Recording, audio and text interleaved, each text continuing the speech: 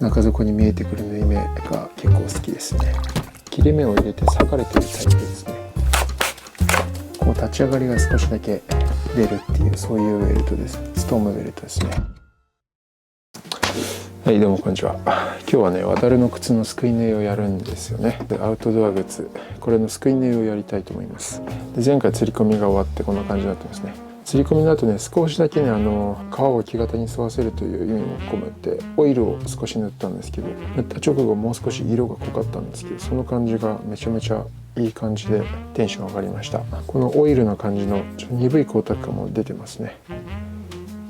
で前回ちょっと違うウェルトを使いますっていう話をしたんですけど、これですね、ストームウェルトです。こんなやつですね。前のストームウェルトはこういう平たいウェルトにポコって飛び出してたんですけど、今回はスプリットタイプ、こうウェルトがこうやってね、切れ目を入れて裂かれてるタイプですね。 Y 字に立ち上がりがね作られています。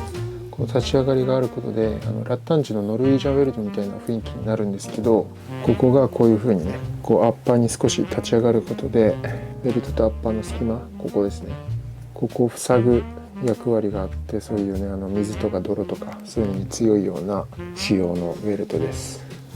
じゃあ今回ウェルトを茶色にするので先に染めときます。よいしょ。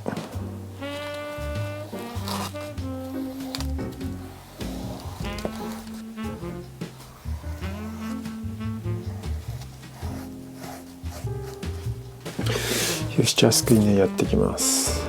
今回このスプリットタイプのストームウェルトは使うの初めてなんで、ちょっと最初ね、針の入れ方とか試しいきたいと思います。よいしょ。これじゃないじゃん、これか。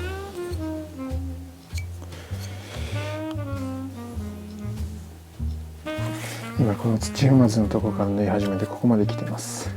最初の方ね、土踏まずこれ結構えぐりが強いんですよ。なのでこうストームウェルトがね、ほとんど潰れて中に食い込んじゃってますね。でこの辺から戻ってきて、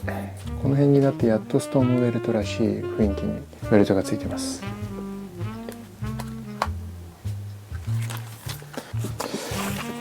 ちょっとストームウェルト難しいですね、やっぱり普通のウェルトに比べて。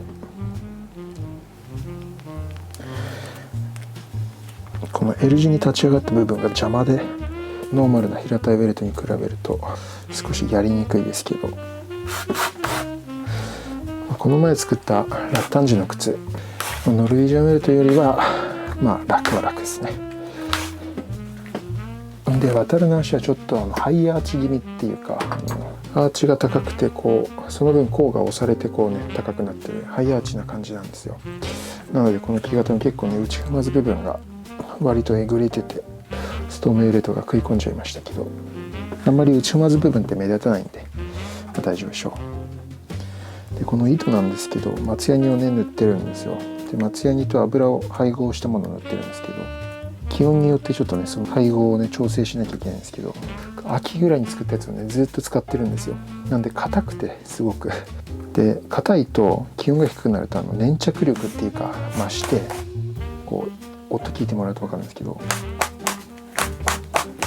めちゃくちゃこのね糸が絡み合うんですよ。だからこう糸がね引きにくくて、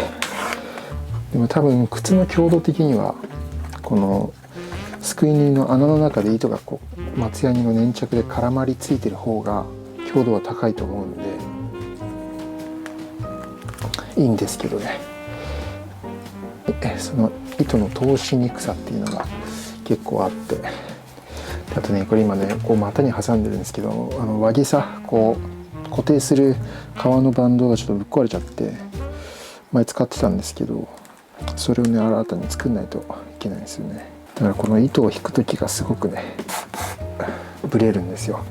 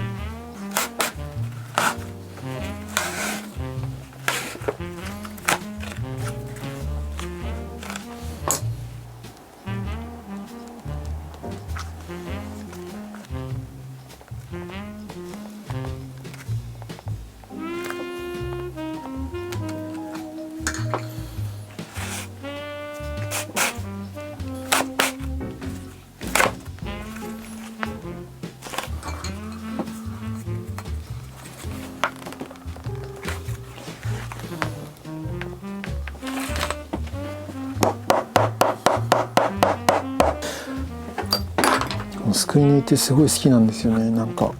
靴を作ってる感じの出汁がよく出る。何を言ってる、靴を作ってる感がすごく濃い味がするっていうことですね。すごい靴作りの革新的な部分をやってる感じが味わえて、でもこの手縫いするっていうところとか、こう力いっぱいグッと引き締めるところとか、そういうのがねすごい靴作りらしい工程だと思いますね。あと出来上がった縫い目もね結構好きなんですよね。太めの糸を使ってるんで、どっしり強そうな縫い目がかっこいいっ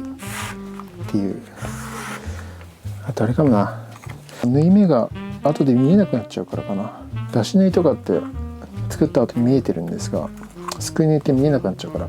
なんかこの時にしか見えない縫い目っていうことで見慣れてないのかもしれないな、この風景を。だから毎回結構ね、縫った後の中底見るとなんか新鮮な感じ、なんかいいなっていうね、そういう感覚があるんですよね。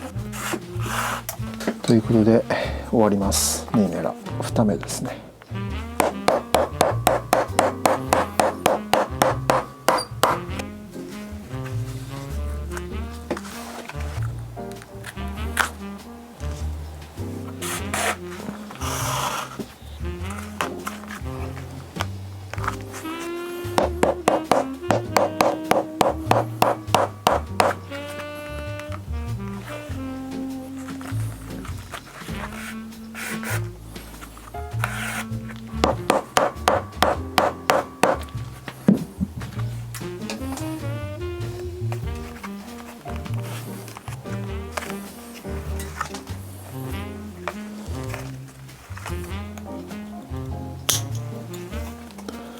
こんな感じで縫い終えたので、この余ってる皮をカットします。